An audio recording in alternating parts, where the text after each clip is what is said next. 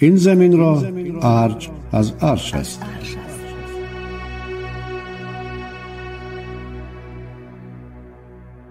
زنجیره گفتارهای طلایی اندر شناخت تاجیکان.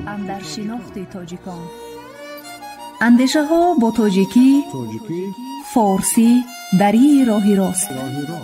از ادیبان جهانکشا و ناشناخته. اعتبار گذشتگان در آثار بزرگان جهان. این زمین را ارج از عرش است.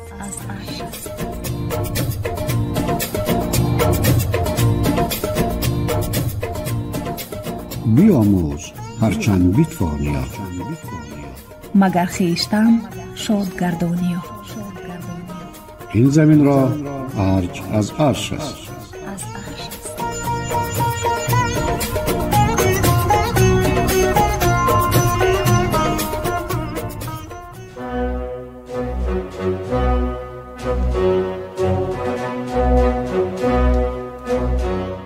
شنونده عزیز، شما خوانش بدیعی را تحت عنوان داستان نازگل در پیشنهاد مؤلف جانبک اسراریان و کارگردان زبیدالله جان محمد میشنوید.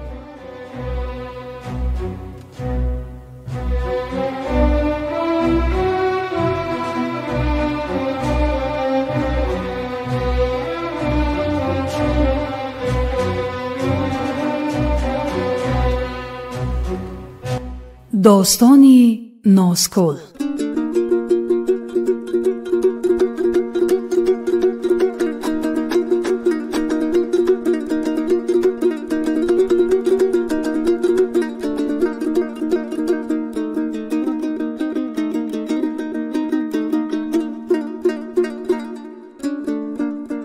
عصور و سرور.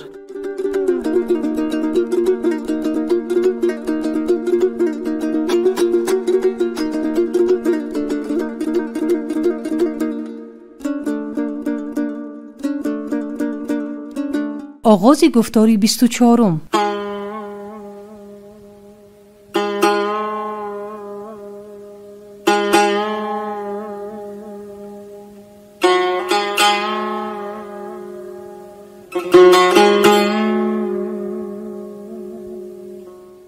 شنونده ارجمند حسین قلی میرزا بیت دارد: تار تنبور که راز دل من میگوید، گوش کن گوش که در پرده سخن میگوید.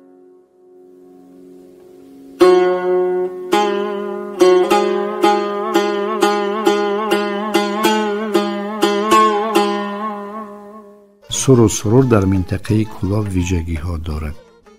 بلکه چند ده ساله پیشتر خرسندی یک خانواده از همه اهل اولاد و دیه شماریده می شد. قبل از همه صدای نی و دوتار یا دمره تنین می انداخت و خرد و ریزه به معرکه می ریختند.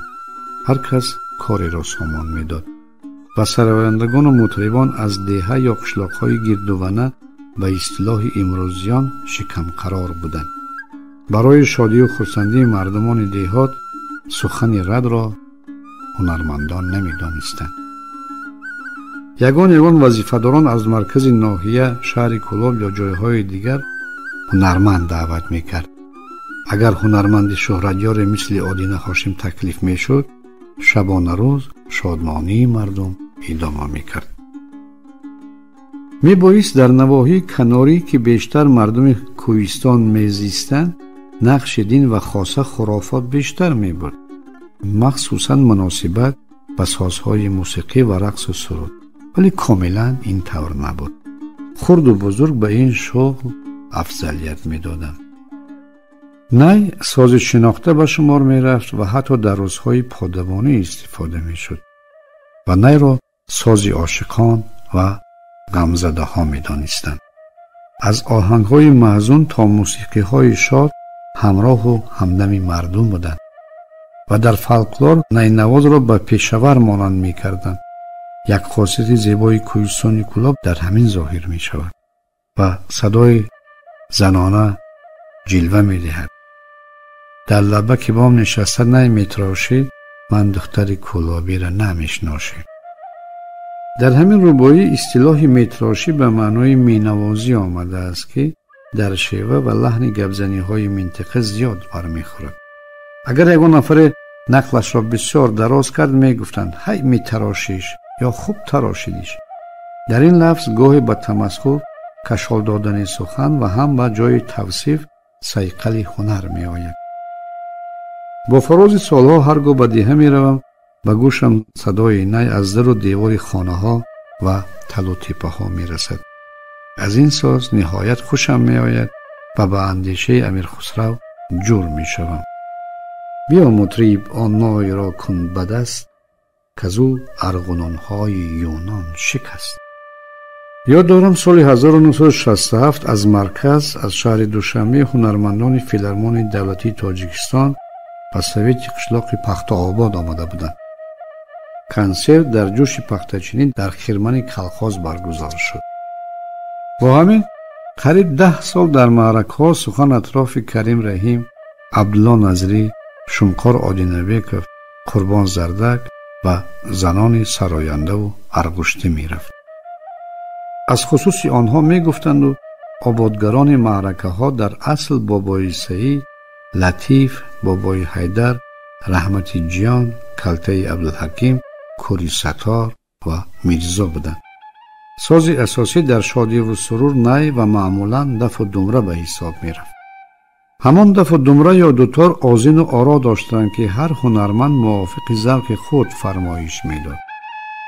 دایره استحصال کارخانه کم خرید و مال پیشوران محلی طلبگاران فراوان داشتند. از هوای ضرب دایره ها رقص آستین و ارغشت های جوان مردانه گل می کرد. با همین به خاطر می رسد بیت های حکیم پرتوی. به نقش و نگار دف پوست پوش، کی آمد ز سر تا به پا چشم و گوش. بسیر دلی نه که با صد نوا، شد از پرده غیب نغمه سرا. دف یا دایره به ذیل خود تکرار ناپذیرند. گویا دف را خاصه برای مردم ختلان و بدخشان ایجاد کرده باشند. عجبم نمی آید اگر فرضیه بزنند که دف از کشفیات همین منطقه هاست. چی اختصاصمندان برانند که اصل برآمد دف شرق بوده رنگ و ریب رقص را همراهی می کنند. دف نماد شادی و صدقی بوده در مردم کوهستان تحریک به رزم می دهد. ضرب و نوازش دو منطقه از قسمت های دیگر با همین ویژگی ها فرق می کند. با صدای تحریک دهنده دف که به رمزآمیز است می خورد. همین دف است که شهر را در مراسم همراهی می کند. هیچ از خاطرم نمی رود متن سروده هایشان که تغییر نمی یافتند. ما به این خانه به شاد آمده، شاد باشد که سلام آمده، یا شال زر رومال زر در کمره، به گل سنبل لبها شکره. و در میان بزم یک باره سرایندگان خواهش در می دادند که چلیکه که درمندم رومال باشه بربندم. بدین ترتیب به صاحب توی گوشرس می کردند که ایشان در خدمتند و صاحب توی ناچار به دست یا میانشان رویمال متا می بست و یگان گلگردی می داد. همه معرکه ها از روی سینری یگانه می گذشت، البته بغیر از حالت شهتازگیری. اگر شهر از دهات همسایه باشد، شرط و شرایط های شهتازگیران تغییر می یافت، گرانتر می شد. هدیه اساسی بوز یا تکه بود. در سر خردی و نالایقی و بزرگی شهتاز جنجال آغاز می شد. در بسیار حالتها از مناقشه عادی به زنازنی هم تبدیل می یافت، ولی هیچگاه کار به ملیسه نمی یافتید. کلانهای دیه مناقشه را با راه خوشی حل نموده طرفها را آشتی می دادند. شهتازگیران نصف شب این غنیمتی به دست آورده شان را در معرکه خاصه با هم می دیدند. آن هم یک بزم دیگر بود.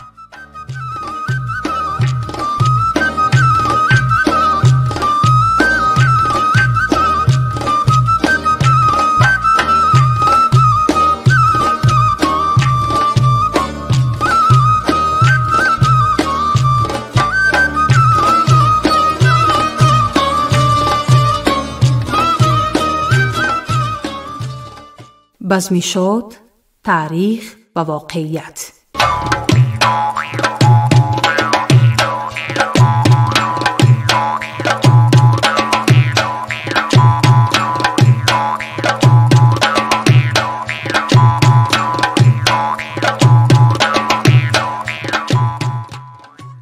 در باب تاریخ و واقعیتش چند اندیشه را ابراز می دارم. همکنون با سرود و ترانه‌های مراجعت خواهیم کرد که در شادی و خرسندی مردم وادی صدا می دادند. جمله بند و بست تار و پود متاع فرهنگ بلکه گنج شایان ادبیات شفاهی، گوهر هستی و زندگی نامه خلق تاجیک باقی می مانند این سرودها.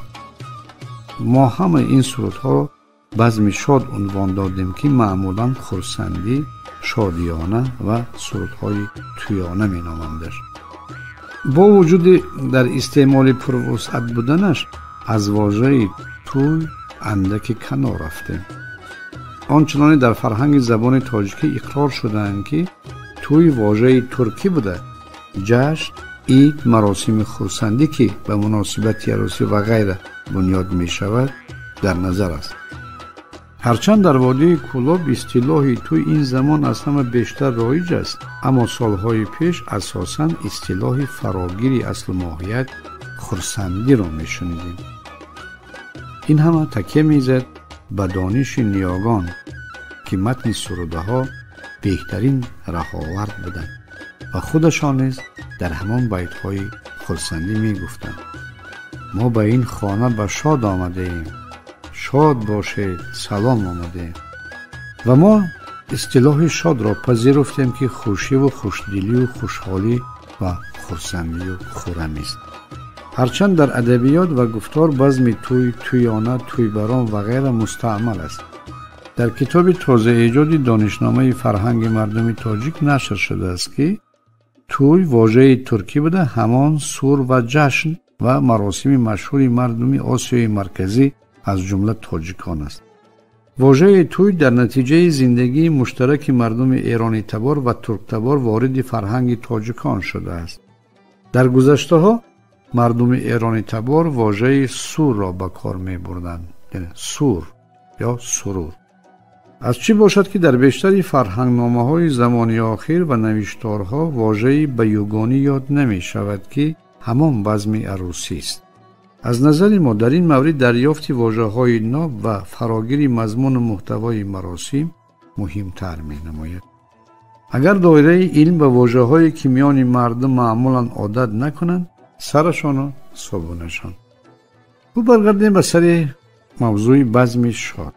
بزم شاد عنعنه مهمترین از روی مضمون و ماهیت بوده پیوند دو تن و ادامه نسل انسانی است که از آن برتر و بهتر جشن وجود نداشته است. ازدواج دو شخصیت که شه و مه خوانده می شوند بهترین دریافت است و کمال فضیلت انسانی. عنعنه زیباست و مردمی و تاریخ کهن دارد.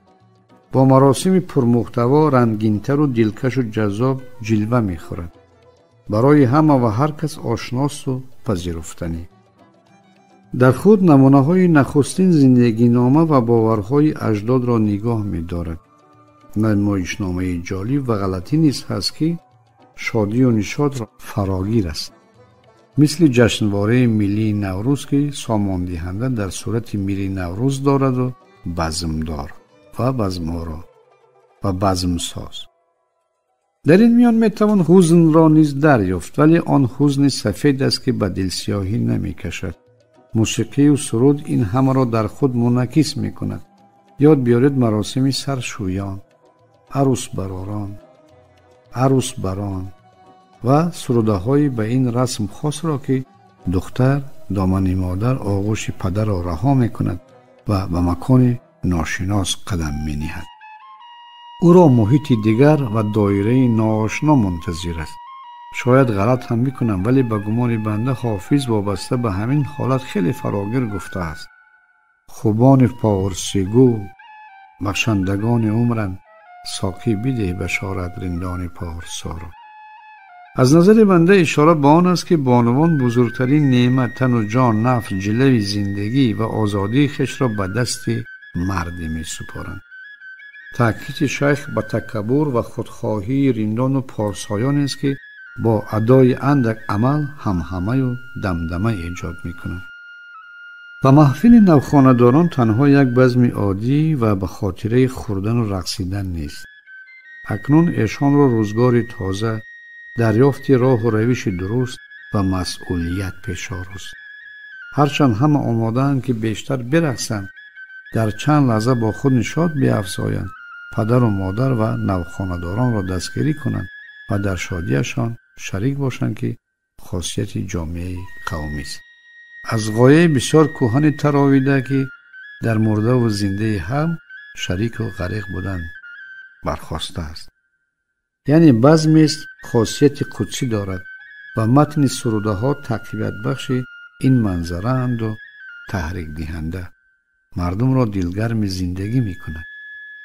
پدر و مادر آرمان می شکنند، عروس با آرزویش می رسد و خویش و تبار پهلوی آنانند و نوخطان و نوراها در این روز طالب بخت و سعادت می باشند.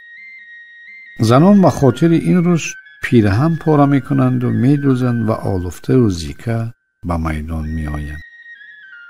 بزم خرسندی و شادمانی در مدت عصرها و سالها تغییرات مقداری را سپری کرده است، نه صفتی را. در همه مردم عالم اینچنین پدیده به شرکت و آموختن از همسایگان خود به وجود آمده، شکل گرفته و کاملا تغییر خورده است. کاموناکان با تغییر سیاست، مذهب، ایدئولوژی از همدیگر برداشت‌ها داشتند. یعنی دیگرگونی‌ها در مضمون احساس می‌شد، ولی نه در ماهیت که شادمانی از کامگاری دو نوجوان در راه زندگی مختار و بنیاد جهان نو می باشند. یعنی دیگرگونی‌ها در مضمون احساس می شود، ولی نه در ماهیت که شادمانی از کامگاری دو نوجوان در راه زندگی مختار و بنیاد جهان نو می باشد که از میان نرفت. چنانه در آوان شوروی بزم‌های کمسمالی شهرت یافتند و در زمان استقلال پوشاک و پری عروس و داماد دیگر شد، ولی سرودهای شادی از خانه دختر تابشه با اندک تغییرات باقی ماند.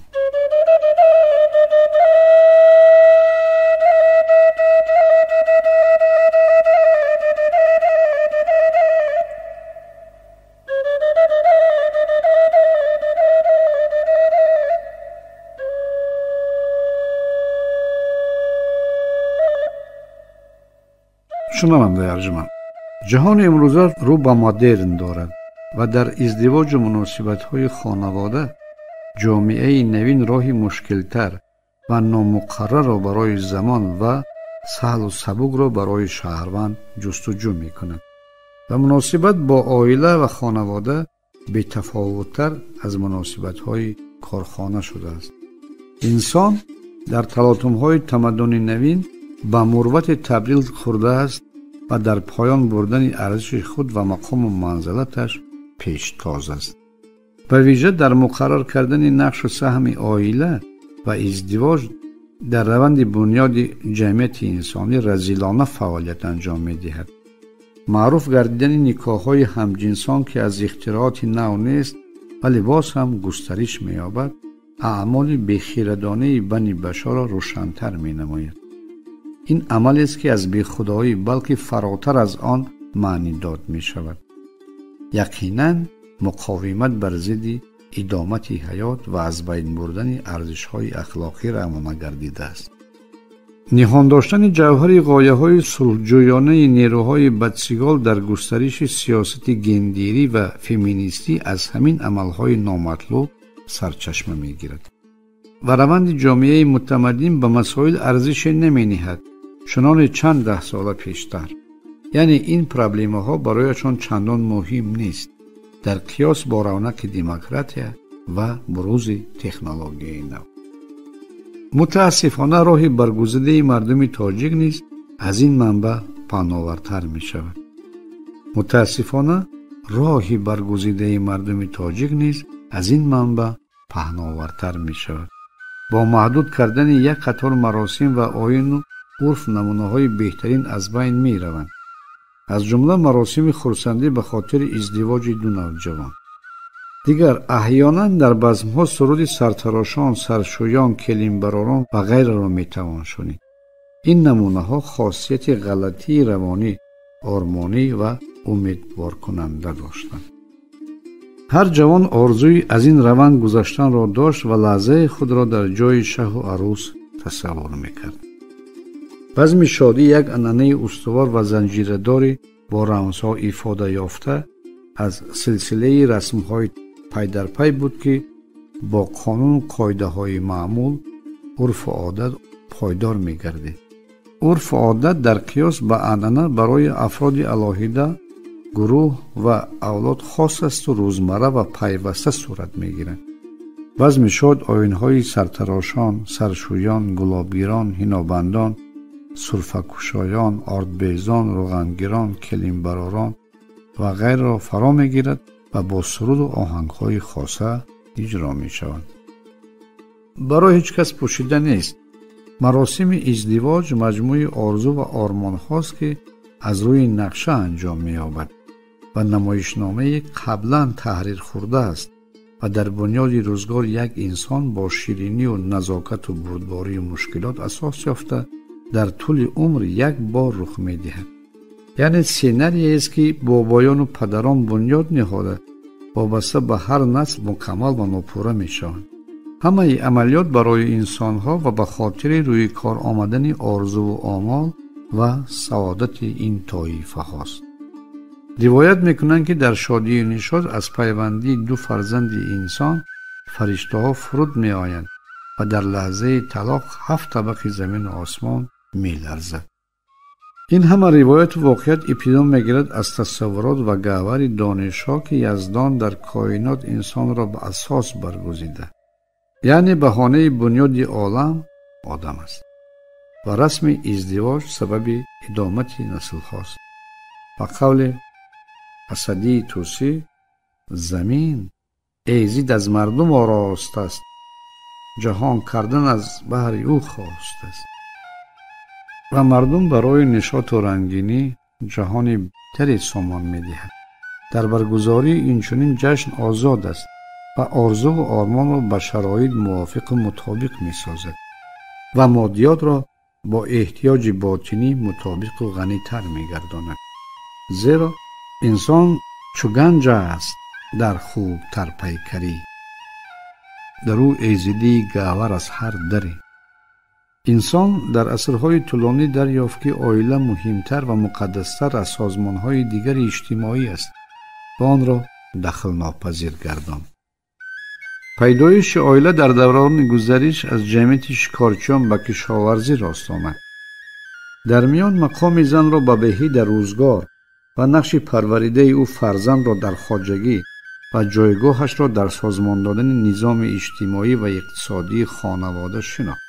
انسان درک نمود عائله سالم به بخت و سعادت زمینه می‌گذارد، محبت و صداقت را می‌افزاید و به وجود آورنده نسل سالم است. برای محبت و دریافت سعادت شایسته عائله جفت مهم میباشد و هم مردی که در برابر زن به ازدواج رسد در برپا کردن عائله و مختار بودن گام میگذارد، پخته می شود و احساس مسئولیت می کند.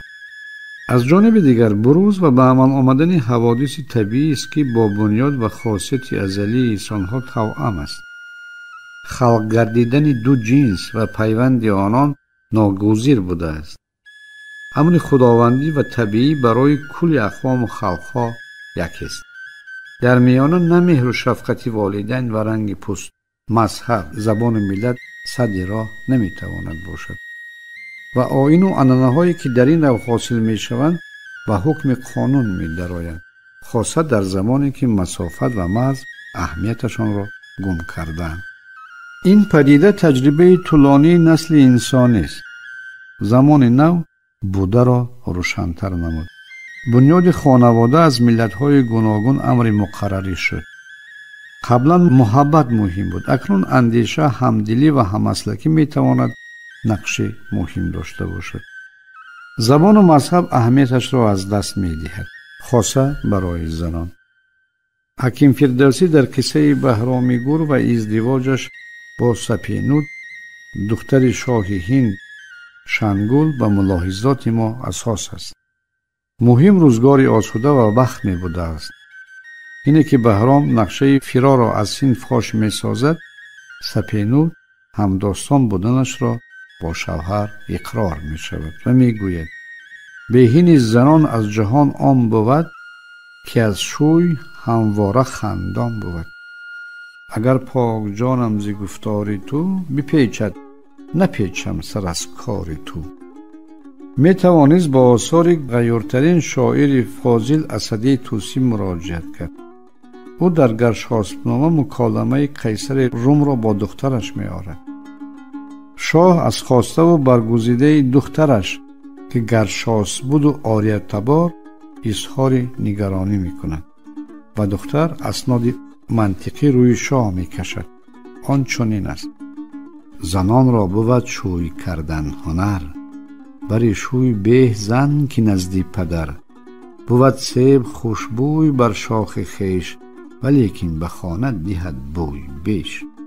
زن چند با چیز با آبروی، نگیرد دلش خورمی جز بشوی.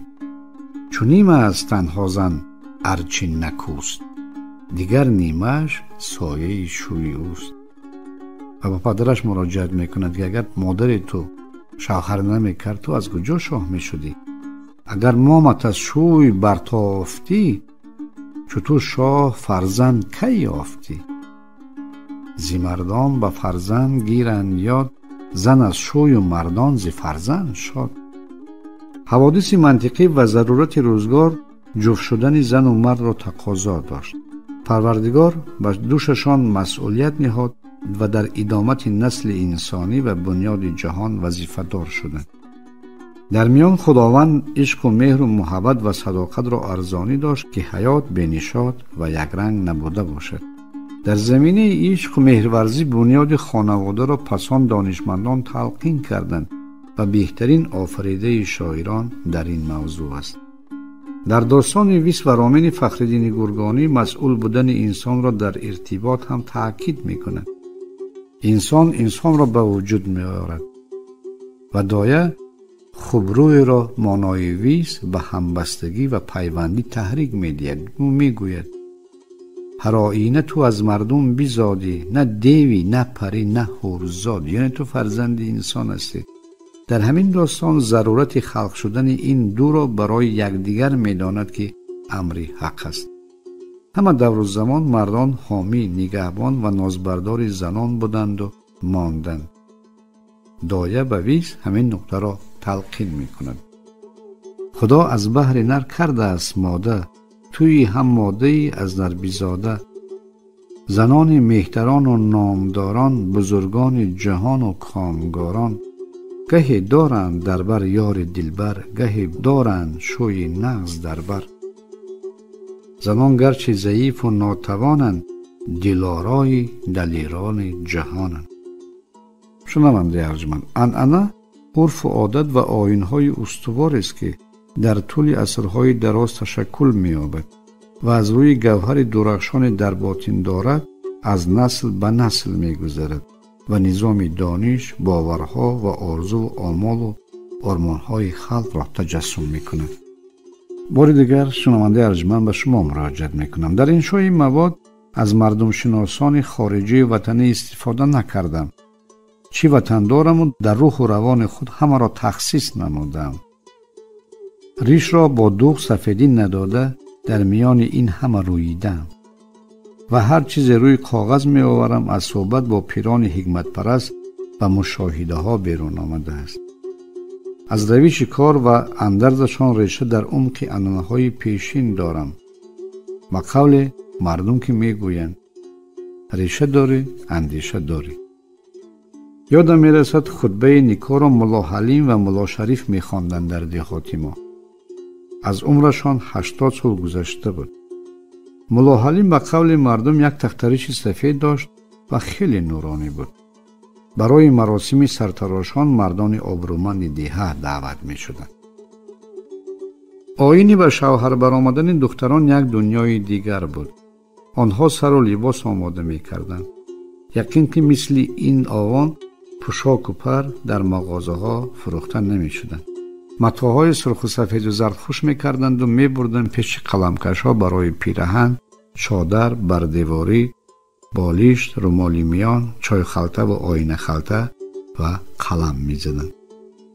در سالهای 60 عصر 20 قلمکش‌ها زیاد نبودند. از ترس خرافات قلمکشی را رسالت پروردگار میپنداشتند، هنرمندان پنهانی این کار را انجام میدادند.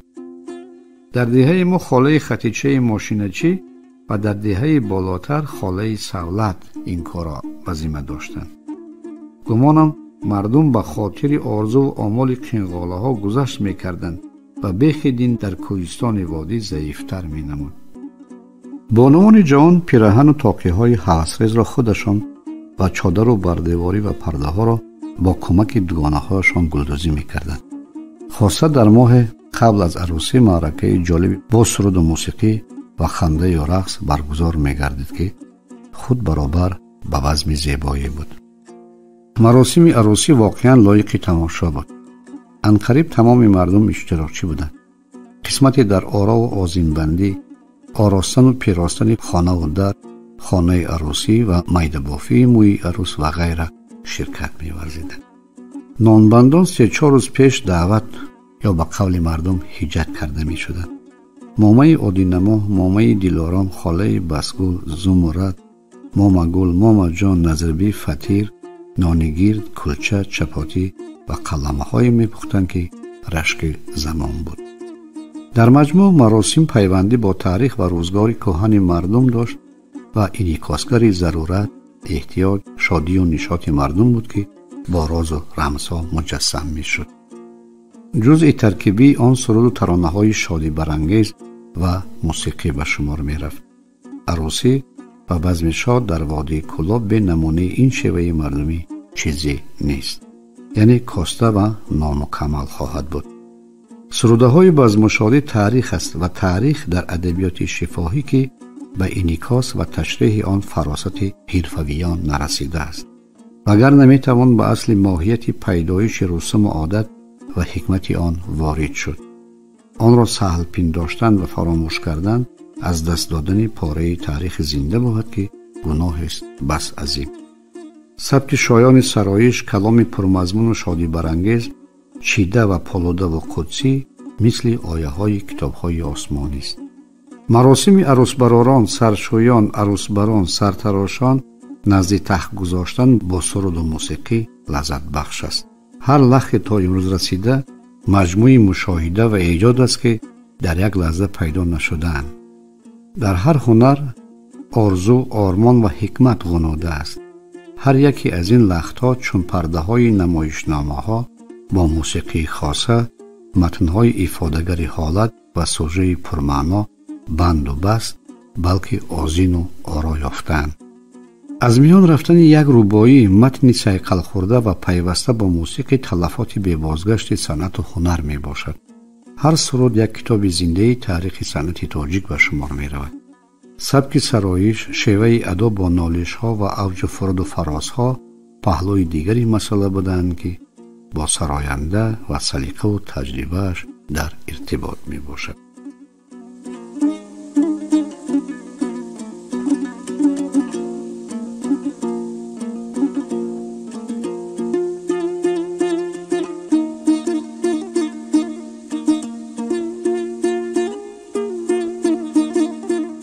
انجام گفتاری 24.